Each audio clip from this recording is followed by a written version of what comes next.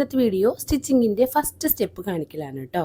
അപ്പോൾ നമ്മൾ ഫ്രണ്ട് ഭാഗം, ബാക്ക്, സ്ലീവ് എല്ലാം കട്ട് ചെയ്ത് വെച്ചിട്ടുണ്ട്. കഴുത്തും കട്ട് ചെയ്ത് വെച്ചിട്ടുണ്ട് കേട്ടോ. ഇനി നമുക്ക് ഇതൊന്ന് അയൺ ചെയ്തെടുക്കണം. സെയിം ക്ലോത്ത് തന്നെ വേണമെന്നില്ല, പ്ലെയിൻ ആയാലും കുഴപ്പമില്ല കേട്ടോ. ഏകദേശം മാച്ചുള്ള ക്ലോത്ത് എടുത്താൽ മതി.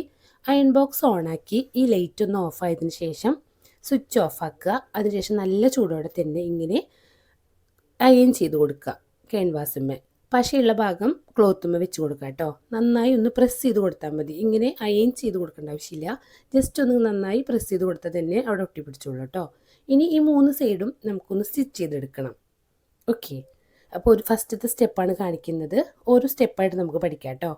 അപ്പം 3 സൈഡും നമ്മൾ സ്റ്റിച്ച് ചെയ്തെടുത്തു. ഇനി ഇങ്ങനെ സെൻറ്റർ മടക്കി കറക്റ്റായിട്ട് സെൻറ്ററിൽ ഒരു കട്ട് മാർക്ക് കൊടുക്കുക. ഈ ഭാഗമാണ് നമ്മൾ ടോപ്പിൻ്റെ മീതെ വെച്ച് കൊടുക്കുക കേട്ടോ. അപ്പോൾ ആദ്യത്തെ സ്റ്റെപ്പ് കഴിഞ്ഞു.